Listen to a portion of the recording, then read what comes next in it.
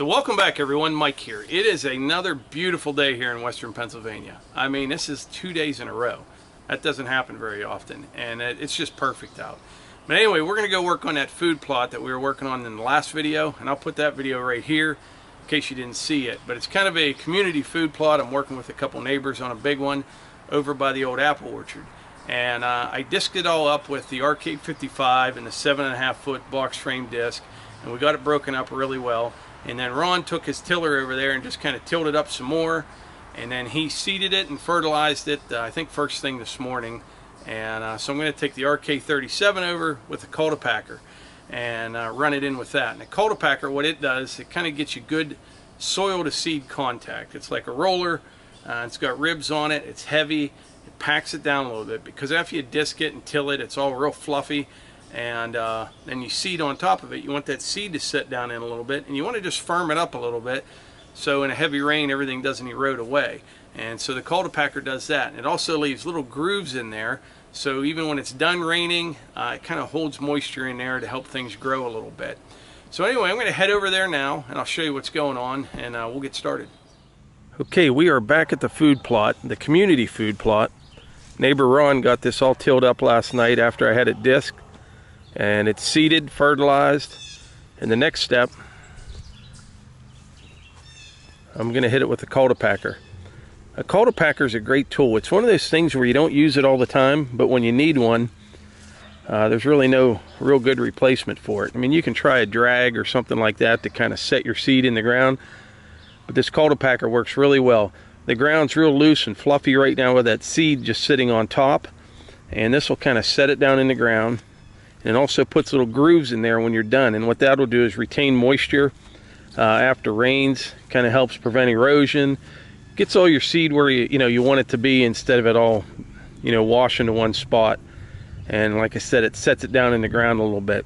But this is an RK by King Kutter, a 6-footer, and I'm going to be using the RK37. And I actually have the RK by Top Dog Granite Grapple on here because I'm doing a little multitasking this morning. I got to stack up a little brush here in a little bit after I'm done with this.